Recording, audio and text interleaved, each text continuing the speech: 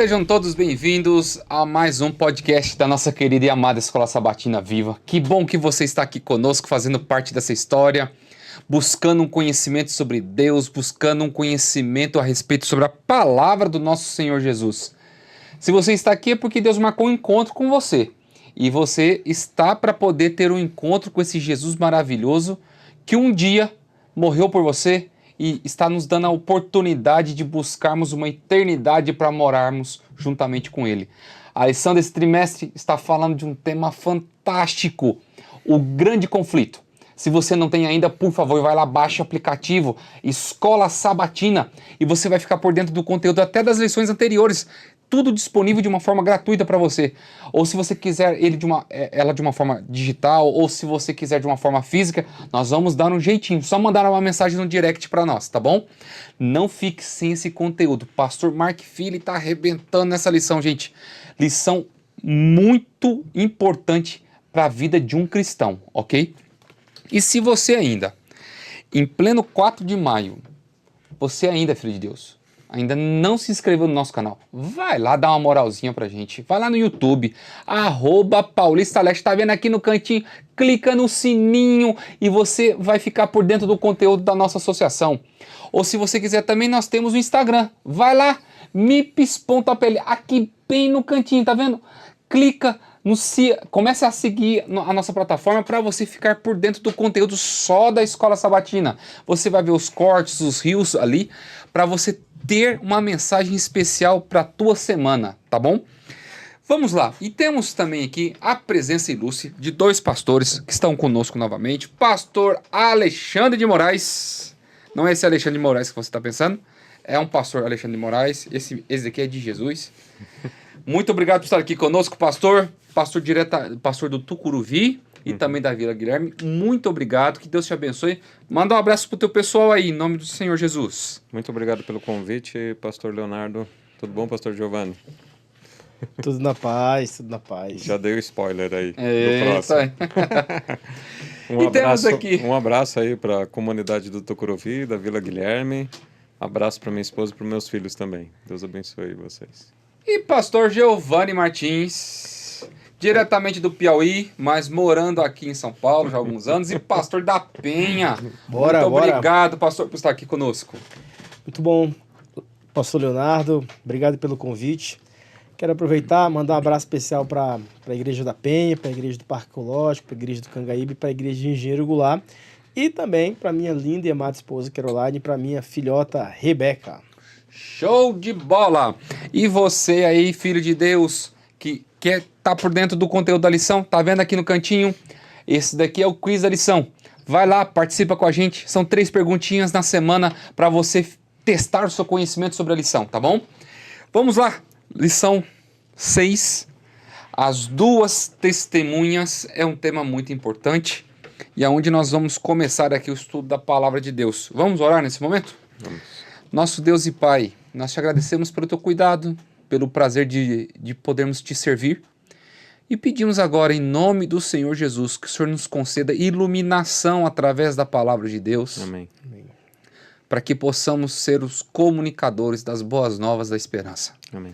Abençoe os nossos professores, os nossos alunos que nos assistem, a todos que amam a querida Escola Sabatina, em nome e por amor de Jesus. Amém. Amém. Amém. Verso para memorizar, na época do pastor Alexandre era o verso áureo.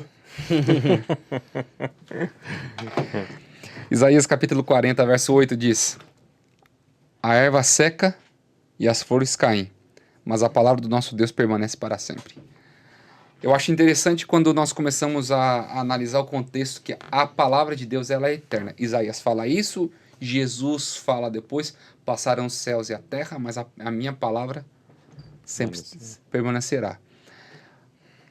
As pessoas, infelizmente, nos dias de hoje estão colocando como que a Bíblia se tornou algo obsoleto.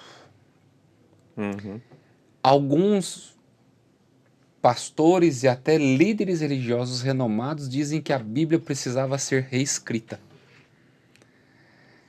Eu acho que para essas pessoas o contexto de eles não estão vivendo a Bíblia pela fé, mas sim de uma forma literária apenas. não de uma forma literal, mas de uma forma literária, como um conceito de leitura, como alguma coisa extremamente, como para você refletir, apenas pensar uma estrutura filosófica de vida. Uhum. Como que nós podemos nos lembrar desse texto, assim, que a palavra de Deus vai mover céus e terra, a erva vai secar, mas a palavra de Deus ela é eterna, de gotinha em gotinha, de início de frase até o ponto final da história. Como que nós podemos, pastor Alexandre? A palavra ela é eterna porque revela a fonte dela, né? O revelador. O revelador é o eterno. Então, ela vai permanecer para sempre porque é a palavra de Deus, simples assim. Pode vir culturas, pode vir pensamentos, pensadores, pode vir o que for, tradições. Deus, ele continua sendo Deus, a palavra é dele, revelada por ele. A nossa religião cristã é uma religião revelada, eu falo para as pessoas, né? Seguimos uma religião revelada. Então, é baseado na palavra, que tem sua fonte extra-humana, né? Fora do homem. Deus é eterno, a palavra vai ser eterna, porque vem dele. Pastor Giovanni. Eu sigo na mesma linha do pastor Alexandre. Ao longo dos anos, muitas civilizações nasceram e morreram. Ao longo dos anos, muitos líderes despontaram e caíram. E a gente vai pelos séculos, por toda a história, mas a palavra de Deus, Isaías fala, permanece para sempre. Ou seja, nasce geração, se vai geração, nascem pessoas, as pessoas morrem e ela continua aqui, intacta em nossas mãos. Por quê? Porque o pastor Alexandre já falou, ela foi ali inspirada por Deus e ele é o autor, ele é o personagem central. Dito isso, ela vai estar sempre à nossa disposição, por mais que as pessoas tentem apagá-la, por mais que as pessoas tentem persegui-la, por mais que as pessoas até queimem, ela continua aqui em nossas mãos, mais viva do que nunca. Por quê? Porque ela é a palavra de Deus. E como palavra de Deus, nós temos observado aí, pelo menos nesse último século, do século XX para o século XXI, as pessoas que estão querendo fazer uma distinção entre Velho Testamento, entre Novo Testamento, que aqueles que observam o Velho Testamento estão no tempo da lei, no Novo Testamento estão diante da graça. A lição fala a respeito sobre as duas testemunhas, que eu acho algo maravilhoso. Como que nós podemos deixar assim, de uma forma bem clara para os nossos professores, os nossos alunos, quem são essas duas testemunhas e a importância delas para a nossa fé nos dias de hoje? Então, as duas testemunhas, primeiro que é apresentado ali em Apocalipse capítulo 11, né? Versos 3 a 6. Elas são perseguidas, marginalizadas por 1260 anos, apresentado como duas oliveiras, também como dois candeeiros, sai fogo, né? E destrói os inimigos, faz o céu ficar sem chuva, transforma a água em sangue. Então essas características aí você percebe que até eu me lembro lá do Monte da Transfiguração, né? O Monte da Transfiguração, Jesus Cristo e Elias e Moisés, os dois personagens que estão no céu. Foi arrebatado e ressuscitado e levado para o céu. Moisés, né? E Elias foi arrebatado em vida. E Jesus é o centro, porque ele é a palavra, ele é o revelador, e tudo que se escreveu e se revelou é justamente para apresentar o Messias. Então, é exatamente essas duas personagens que são apresentados nesses símbolos aí, Elias e Moisés, que o Monte da Transfiguração está dentro do Evangelho de Lucas, um gentil que chamava as Escrituras, como era chamado na época de João ali, a lei e os profetas. Então, Moisés, que é o autor da Torá, da lei, e Elias, o profeta. fazendo, né, o que a gente chama de Tanakh, né? A gente não, né? A cultura judaica chama de Tanakh, né? Que é a Torá, Nevim, Ketuvim, né? Que são a lei e os profetas e os livros de sabedoria. Então, nada mais é do que a palavra de Deus, a Bíblia. Quando as pessoas falam isso aí, Pastor Leonardo, aquele povo vivia no tempo do Antigo Testamento, hoje a gente vive no tempo do Novo Testamento. A pergunta que se faz é, qual era a Bíblia de Jesus? Qual era a Bíblia de Paulo? O Velho Testamento. Então, são as Escrituras. Hoje a gente tem o Novo Testamento, que nada mais é a continuidade do Antigo Testamento, né? Então, são as testemunhas de Deus, né? E qual que é hoje, pastor Giovanni, assim, qual que é o perigo das pessoas quererem separar o Velho Testamento do Novo Testamento? Pode trazer algo prejudicial para a nossa vida e para a nossa fé? Claro, eu acho que quando a gente trabalha no nosso gosto, ao nosso bel prazer, a gente corre um sério risco de poder caminhar por caminhos que tendem a dar errado. O próprio apóstolo Paulo, ele fala que toda a escritura é inspirada por Deus. Eu acho que o apóstolo Alexandre estava nessa linha, ou seja, tanto o Antigo quanto o Novo Testamento, ali o Pentateuco, e em sua totalidade. A Bíblia, ela foi inspirada por Deus e ela tem uma finalidade. Quando a gente começa a tirar a finalidade da Bíblia e trazer, quem sabe, para aquilo que nós achamos ser interessante, ser legal, a gente vai entrar em um campo muito perigoso que, infelizmente, a gente pode estar aí levando pessoas para um caminho que não é o certo, para um caminho que não é o de Deus. Ou seja, o livro de Apocalipse apresenta essas duas testemunhas. A gente tem a compreensão que essas duas testemunhas, elas representam a Bíblia em sua totalidade. Ou seja, se Deus ele deixou toda a sua palavra para que nós pudéssemos observar, é porque vai ter algo relevante para nós. Então, a gente não pode agora deixar de lado alguma coisa que a gente acha que não é legal. Porque eu gosto mais desse livro, eu quero mais ir nessa direção. Não, Deus ele deixou a sua palavra e ela tem que ser observada. Ela é a verdade, ela representa a plenitude do Deus vivo em nossa vida.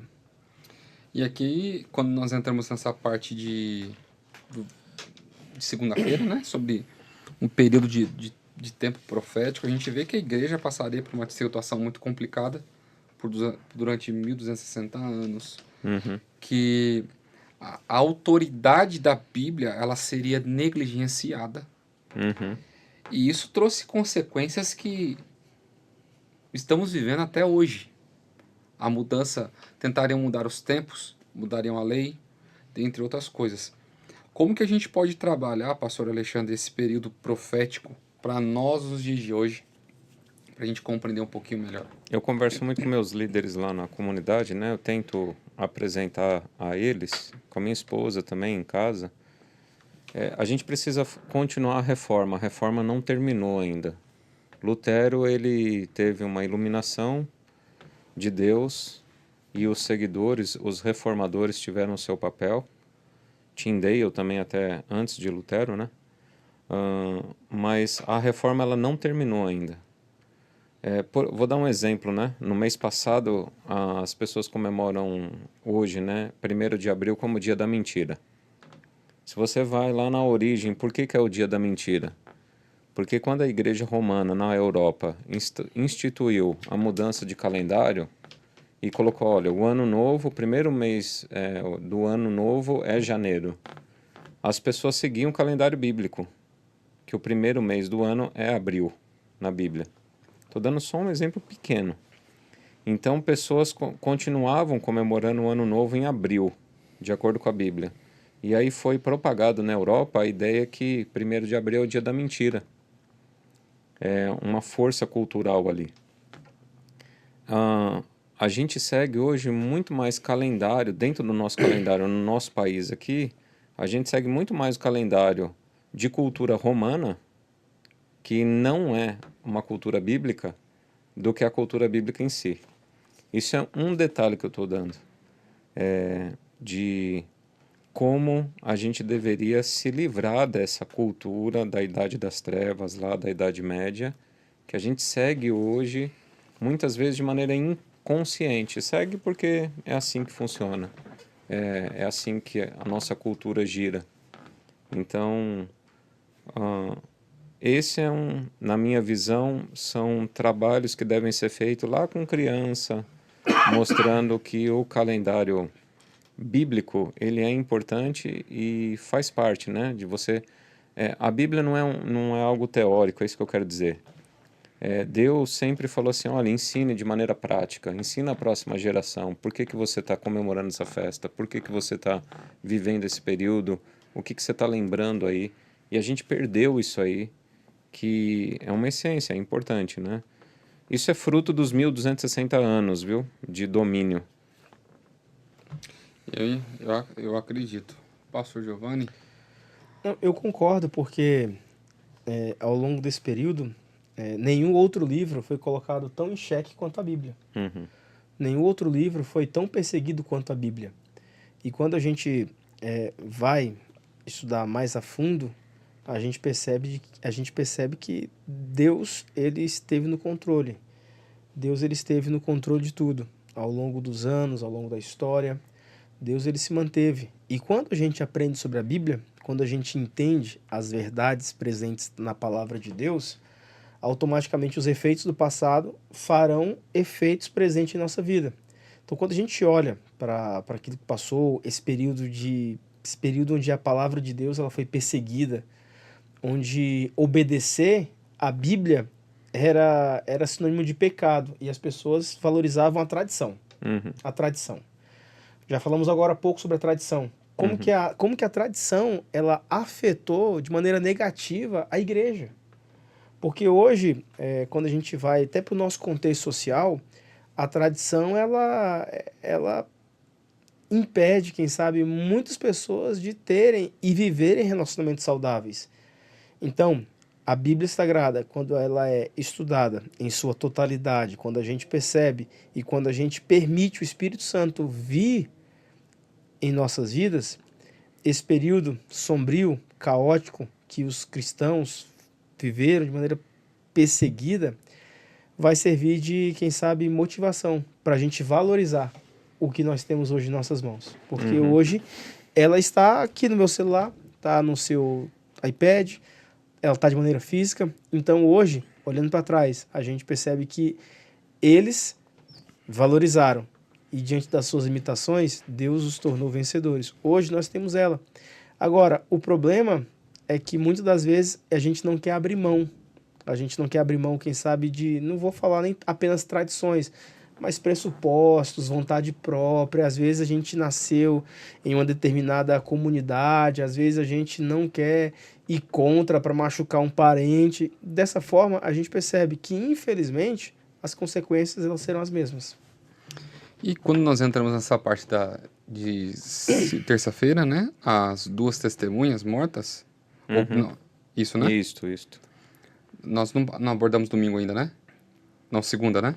Já Período foi. dos tempos, né? Já Isso foi, daí. já foi. As duas testemunhas, que eu estou confundindo, você vê ali Roma pagã, ela dando início no ano 538, juntamente com o Justiniano, aonde ele conseguiu fazer com que o Papa Vigílio ele pudesse se tornar agora uma potência civil, política e religiosa. Fazendo com que esse período de 1260 anos até 1798 fosse um período de opressão, martirizar pessoas, machucar, fazer com que o povo de Deus sangrasse, para tentar fazer com que as duas testemunhas fossem mortas naquele período, que são o Velho e o Novo Testamento, né? Bíblias foram queimadas, aí você vem por volta de 1793, o período da Revolução Francesa, aonde você vê que os templos foram colocados como lugares de razão, que uma deusa foi levantada ali e fez com que muitas pessoas descressem no Evangelho ou morressem por ele. E hoje a gente vê a Bíblia de uma forma tão tranquila. Nós não temos a ideia, às vezes, o que se passou ao longo da história para que a Bíblia chegasse na tua mão. no teu celular, no iPad. E o preço que foi pago por isso. Como que nós podemos entender? O preço dessas duas testemunhas que foram mortas, foram queimadas com o tempo, e o que a gente pode colocar em prática na nossa vida hoje para que ela não venha morrer novamente na nossa vida. O que a gente pode fazer, pastor? A gente tem que voltar ao conceito de sola scriptura e tota scriptura, né? Somente a Bíblia e toda a Bíblia. É o único antídoto. A gente não está aqui para inventar roda, né? Deus revelou a palavra. A gente tem que voltar para a palavra. Isso aconteceu no mundo judaico também. O que acontece no nosso mundo gentílico, né? No nosso mundo gentil, também aconteceu para eles lá. Eles deixaram as escrituras, estabeleceram uma tradição cultural. A tradição teve mais peso do que as escrituras. E aí a função dos profetas e a função de Jesus Cristo, né, foi levar as pessoas de volta para a Bíblia. A gente passa pelo mesmo problema. O ser humano não muda, né?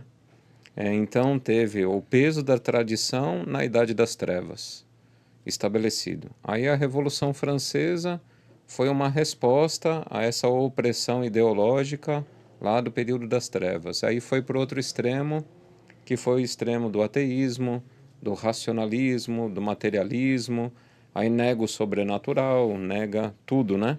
Vai lá para o outro extremo. Eu acho que a gente vive uma condição muito mais perigosa, sei lá, né? Se é mais perigosa ou não. Continua sendo ruim, né? Tanto a Idade das Trevas lá, quanto nós que somos da Revolução Francesa. Mas o caminho, a solução não tem outra. É voltar os olhos para as Escrituras e se submeter às Escrituras. Pastor Giovanni. Eu imagino que o inimigo, na lição da semana passada, nós vimos que o inferno ele chega a tremer quando alguém decide fazer a vontade de Deus.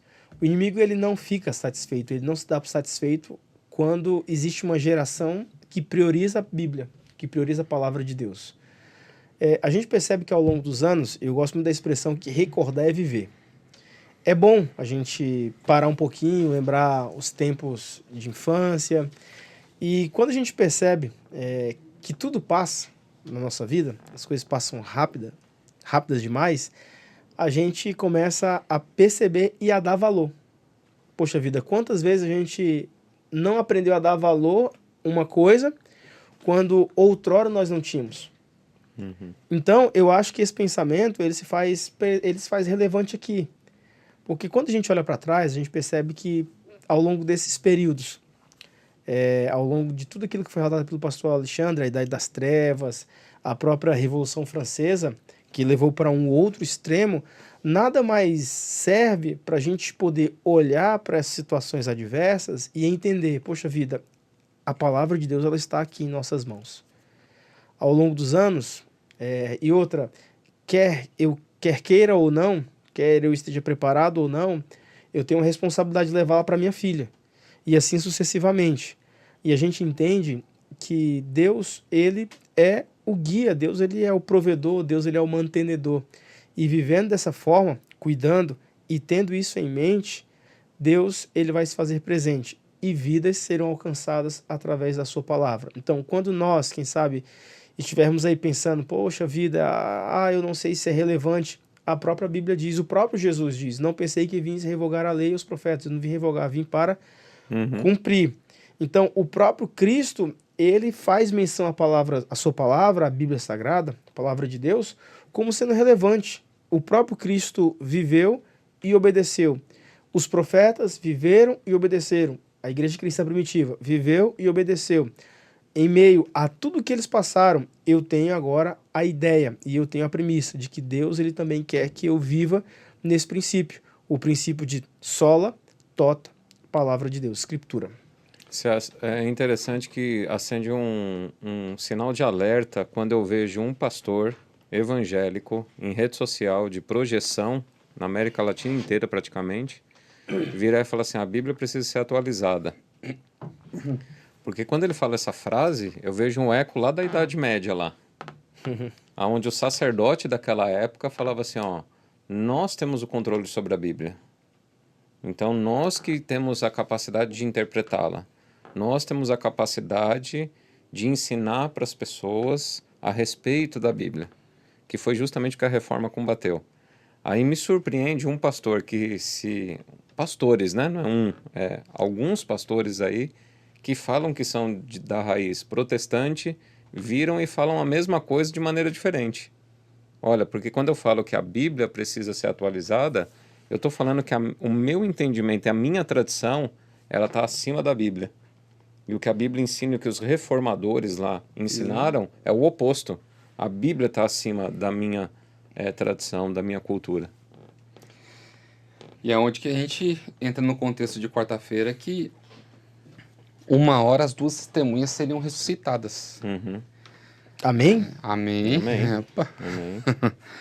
E que foi no fim da Revolução Francesa ali, aonde no fim do século XVIII levantam homens, mulheres comprometidos em levar o evangelho até os confins da terra. Uhum. E essa mensagem de Deus se espalhou de uma forma muito rápida.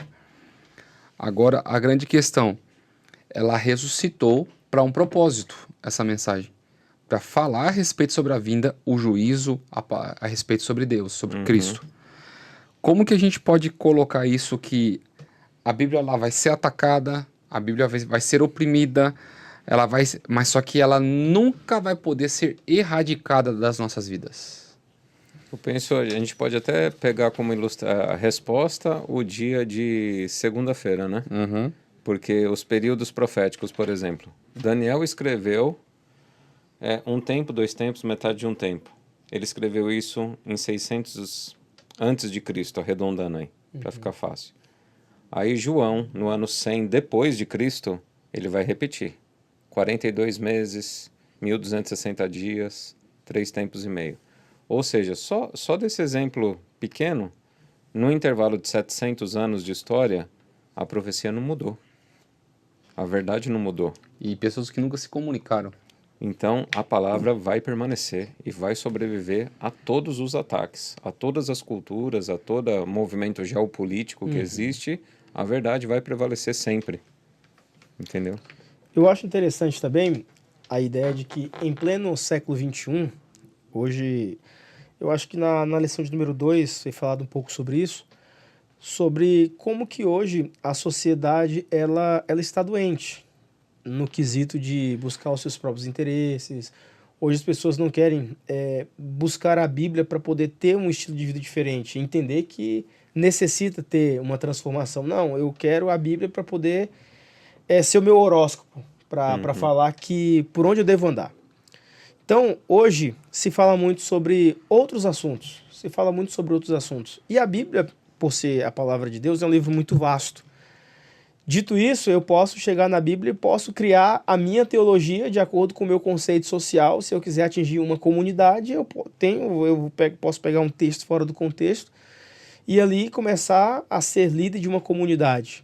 Mas não é o que Deus quer, não é o que Deus espera.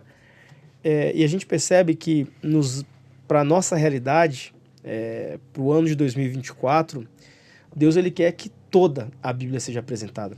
As 2 testemunhas foram perseguidas, enfim, chegou a hora delas ressuscitarem. Chegou a hora que elas ressuscitaram. E isso me faz entender que hoje nós, como igreja, nós temos uma mensagem urgente. Nós temos que pregar, mas nós temos que pregar ela em sua totalidade. Nós temos que pregar o amor de Cristo, obviamente, nós temos que pregar a graça incondicional de Cristo, porém nós temos que falar para as pessoas que aqueles que não aceitarem comparecerão diante de um juízo de Deus.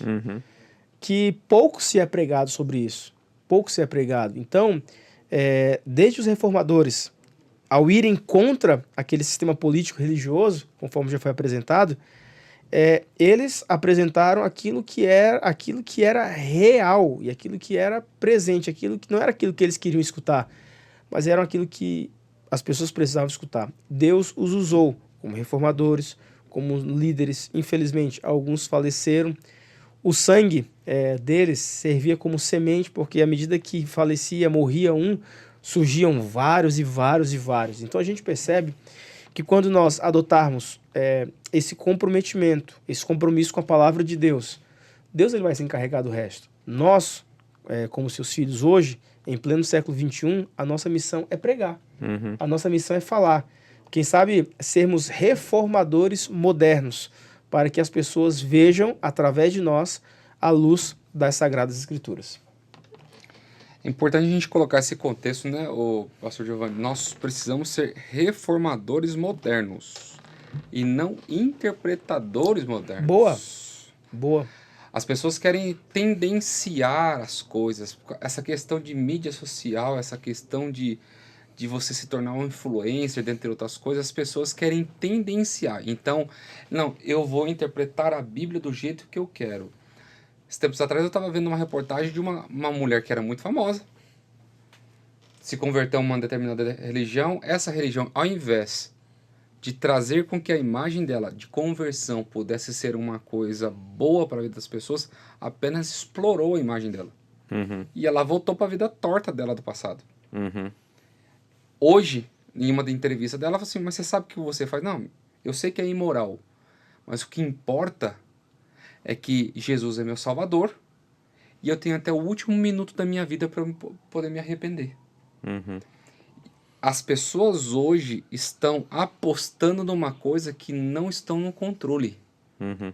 achando que tem tempo, mas a verdade de Deus, quando ela for aberta e esclarecida de uma forma ampla, ela vai ser triunfante e vai ser como uma faca de dois gumes. Uhum. Vai cortar o que tem que cortar pelo mal e vai abrir o que precisa ser aberto. Agora, qual é a grande questão de tudo isso? Assim como as duas testemunhas ressuscitaram, quer dizer que muita coisa morreu-se pelo tempo. Uhum. Precisa-se morrer coisas também na nossa vida. Principalmente os nossos desejos, pensamentos errôneos, principalmente a tendência de vida que nós queremos ter. Porque enquanto nós estivermos com a cabeça inclinada para a terra, nós não vamos levantá-la para a eternidade. Uhum. E como que, através da lição, eu vivendo uma verdade, ela vai ser absoluta para a minha vida e vai ser um meio de eu entender que Cristo venceu. Venceu de uma forma definitiva e Satanás perdeu como sempre perdeu. E tem que ser assim até os últimos dias da minha vida. Pode. A palavra venceu no céu,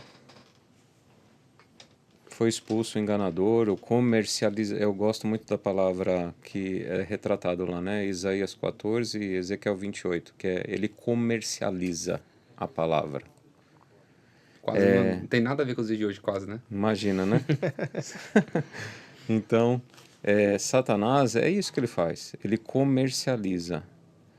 Nós vivemos um tempo, eu penso assim, hoje a gente vive um tempo muito mais próximo, comparado com a Idade das Trevas, né? Porque a Idade das Trevas, Satanás, ele tentou aprisionar a palavra, ele escondeu ela, marginalizou, não deixou acesso. Hoje ele comercializa a palavra como ele comercializava no céu. Então, hoje a gente vive muito mais próximo ao que os anjos viveram lá no céu do que na Idade das Trevas. Porque hoje se comercializa, como o Giovanni falou, né? Esse existencialismo. Eu pego a Bíblia e eu quero ver o que ela vem dizer para mim, mas eu sou o ponto de princípio e eu sou o ponto do fim do raciocínio. Eu quero que a Bíblia se adeque a isso, ao que eu sinto, a que eu entendo, a que eu quero. Se ela não me corresponde, eu não aceito. Ou até as pessoas parecem que nem enxergam, né? No fundo. Parece que eu, como pastor, tenho percebido que as pessoas só ouvem aquilo que elas querem ouvir. Então a pessoa se aproxima da Bíblia com esse olhar. Eu só vou ler e eu só vou entender aquilo que eu quero ler e entender. O segredo da verdade triunfante, as duas testemunhas ressuscitarem, é quando as pessoas tomam consciência que elas precisam abrir mão delas, do conceito delas, e passar a aceitar e receber o conceito que a Bíblia apresenta. E é desafiador porque você vai abrir mão de usos e costumes. Eu acho que a questão não é nem intelectual, viu? A questão é você abrir mão de seus usos e costumes, seus hábitos. É aquele contexto que uma vez eu vi o pastor Felipe Amorim dizendo assim: você busca Deus pelo que ele é ou pelo aquilo que ele quer te oferecer, pode te oferecer? Uhum. E às vezes a gente não para pensar. Às vezes nós queremos que Deus ele se adeque a nós e não nós devemos nos adequar à eternidade. A eternidade sempre existiu. Nós tivemos um princípio e nós vamos ter um fim um dia nessa terra. Agora, é eu que tenho que me adequar à eternidade ou é a eternidade que tem que se adequar ao meu gosto? Você tá com moral, hein? Já pensou? A eternidade se adequar A minha, a gente aí. A minha expectativa, né? Pô. e não é assim que as pessoas pensam, às vezes. Eu tenho uma frase que eu acompanho, que me acompanha, que diz que eu gosto muito de repetir, que o pior cego não é aquele que não enxerga, o pior cego é aquele que não quer ver. Então, quando a gente tem esse pressuposto, essa ideia de que muitas das vezes a gente não quer enxergar, poxa vida, hoje a Bíblia, através das redes sociais, através das plataformas digitais, através de tudo, eu me arrisco a falar que é praticamente impossível alguém que vive no nosso país não ter qualquer tipo de contato com a Bíblia. Não ter qualquer tipo de contato com a Bíblia. Antigamente, era muito costumeiro nós vermos as Bíblias abertas ali no Salmo 23, quando chegávamos em determinadas casas, Salmo 91. E a gente percebe que essa tradição está morrendo. Porque as pessoas hoje, elas relativizam a Bíblia. Vocês pararam para prestar atenção nesse detalhe? No passado, por mais que as pessoas não a lessem, estava lá. Era o amuleto sagrado. Que também são extremos. Nenhum e nem o outro. Sim. E a gente vive hoje, como igreja de Deus, com a perspectiva, com a luz que Deus nos deu e com a responsabilidade também, como sendo a igreja remanescente, nós temos que pregá-la, custe o que custar. Nós temos que pregar a vitória do Cordeiro, custe o que custar. Olhando para o passado, para os reformadores, olhando para os pioneiros, olhando para os patriarcas, a gente percebe que sempre Deus esteve à frente. Olhando para a nossa vida hoje, a gente tem que ter a certeza. Conforme já foi apresentado aqui, creio que na lição passada, durante vários anos eu o servi e ele sempre esteve comigo. Como que eu posso negá-lo hoje? Como que eu posso negar alguém que sempre esteve comigo? Então, Deus, ele vai ser sempre presente em nossa vida. E a sua palavra, acima de tudo, deve ser a nossa base para mostrarmos para o mundo, não aquilo que as pessoas querem ouvir, mas para que as pessoas entendam que há uma necessidade de transformação e que a Bíblia Sagrada, ela serve para poder, acima de tudo, nos aproximar mais de Deus e vivermos em uma novidade de vida. É onde a gente entra pro contexto final aqui, né? Nessa parte da verdade triunfante. A gente vê o contexto que a Revolução Francesa teve uma parte crucial para isso. E que o templo de Deus foi aberto ali diante dos olhos de João, para que ele pudesse contemplar o lugar santíssimo. Ele viu a Arca da Aliança, o santuário do Antigo Testamento, que era um modelo original celestial, a glória de Deus revelada naquele lugar, e a lei de Deus como base para juízo de tudo, né? Agora, isso torna especialmente que a importância do fim dos tempos. Como que nós podemos tirar essa relativização a respeito sobre a lei de Deus, como a lição nos orienta, de que a lei não ficou somente no Velho Testamento. Nós somos salvos pela graça, mediante a fé em Jesus, mas eu tenho que compreender também que eu serei julgado por uma lei que é santa e que reflete o caráter de Deus. Como que eu posso trazer essa mensagem final para as pessoas aqui, pastor Alexandre e pastor Giovanni? Eu lembrei, ao estudar essa lição aqui, eu lembrei de um caso lá foi em torno do ano de 2004, mais ou menos, 2004, 2005 ali. Eu conheci uma senhora que era muito próxima da minha sogra, do meu sogro, da minha esposa. E ela combatia, assim, falava assim, a lei não precisa ser guardada, a lei não precisa ser guardada. Aí eu conversava com ela tal, e aí um dia a gente estava viajando para o interior de São Paulo, e aí dentro do carro ela virou, de novo entrou nesse assunto, porque ela vivia batendo nessa tecla, a lei não precisa ser guardada, a gente vive na graça hoje. Aí ela virou e eu orei, né? Porque eu tive tantas conversas com ela que eu falei assim, olha, Senhor, é só o Senhor, porque não adianta mais ficar falando, ela não quer ouvir. E aí, enquanto ela ficou falando ali, eu fiquei orando, dirigindo e orando ao Espírito Santo, falando, Senhor, me dá uma abertura para, de novo, falar aquilo que eu já venho falando, que a lei precisa ser observada. A lei é eterna, como o Senhor é eterno. Aí eu orei. Aí ela virou, e no final foi sobrenatural, porque eu dirigindo, aí ela virou e falou a frase assim, uma prova que a lei não precisa ser guardada é que ninguém sabe onde está a arca dos 10 mandamentos. Aí eu virei e falei assim, sabe, e está escrito no Novo Testamento onde a arca dos 10 mandamentos está. E aí ela regalou o olho e falou assim, aonde que está revelado, aonde que está a arca dos 10 mandamentos? E aí eu falei assim, só no final da viagem eu vou te mostrar, porque eu quero abrir a Bíblia e eu quero mostrar, vou fazer você ler lá, porque lá está falando onde a arca dos 10 mandamentos está. Aí a gente chegou lá no interior de São Paulo, em Ibiúna, e aí ela virou e falou, me mostra agora aí aonde que está a arca dos 10 mandamentos. Aí eu abri Apocalipse capítulo 11, verso 19. Falei assim, leia aí, aonde está a arca dos 10 mandamentos. Eu lembro a reação dela. Ela leu no quarto assim e ficou sentado na cama uns 2 minutos paralisada. 1 minuto, 2 minutos. Pode ser que eu esteja errando aqui por causa de cálculo de tempo, mas ela ficou paralisada ali. Mas é interessante que essa pessoa, estou preservando o nome dela aí, né? Porque para não tornar público, porque se fosse um bom testemunho eu falaria o nome. Essa pessoa levantou da cama e mesmo assim ela olhou para mim e falou assim, a lei não precisa ser guardada. Então isso é muito triste. A gente acaba voltando naquilo que a gente disse ao princípio, né?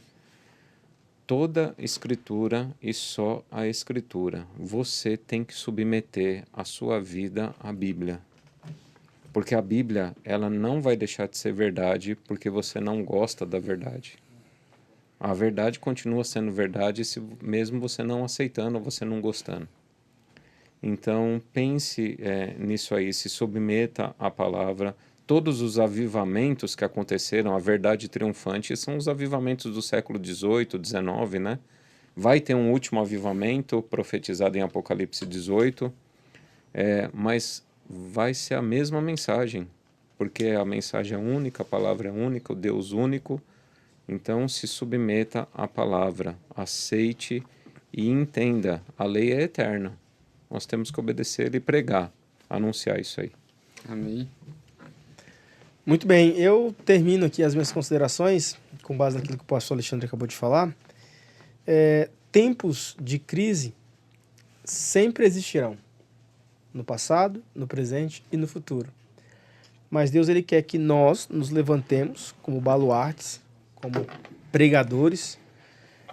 Uma expressão que era utilizada que eu escuto pouco hoje são os pregoeiros, né? Deus ele quer que nós sejamos luz na vida das pessoas, mas que tenhamos como base a sua palavra. Ela que direciona, que vai guiar, mas que acima de tudo, que vai mobilizar corações para serem alcançados para o reino de Deus. Amém. Amém. E a você que nos assiste, entenda uma coisa. A lei, ela regimenta o mundo. A lei, ela regimenta até a batida do nosso coração. Porque se não tivesse uma lei, se fosse um batimento desorganizado, aconteceria o que com a nossa vida? E a graça se revela no intervalo das batidas do nosso coração. E eu creio que eu tenho certeza de uma coisa.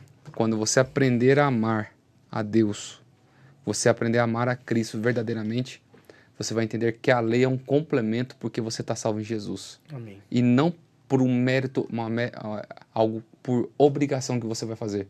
Não, você vai fazer porque você já está salvo em Jesus. Uhum. Que Deus possa abençoar você. Pastores, muito obrigado por estar aqui conosco. Que Deus os abençoe. Que Deus continue abençoando o ministério de vocês para que possam continuar sendo luz Amém. na vida de muitas pessoas. Amém. Pastor Alexandre, pode orar para nós? Vamos orar.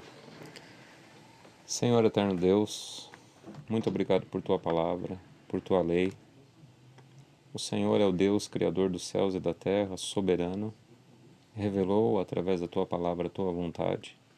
Amém. E eu peço ao Senhor, Pai, dá-nos o poder para obedecermos a tua vontade. Faça a tua vontade assim na terra como no céu. Amém. Venha o teu reino, Pai.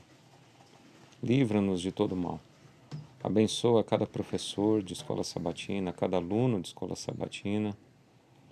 E aviva-nos, Pai. Reaviva-nos Amém. em tua palavra, sob tua lei, para que manifestemos a tua glória neste mundo, Pai. Amém. É o que lhe rogamos em nome do nosso Senhor e Salvador Jesus Cristo. Amém. Amém, Senhor. Amém. Muito bem, queridos. Chegamos ao fim de mais uma Escola Sabatina Viva. Que Deus te abençoe, que Deus te proteja, que você tenha uma semana repleta nas bênçãos do Senhor. E se lembre, semana que vem tem mais, se assim Deus permitir. Até a próxima semana, se Deus quiser.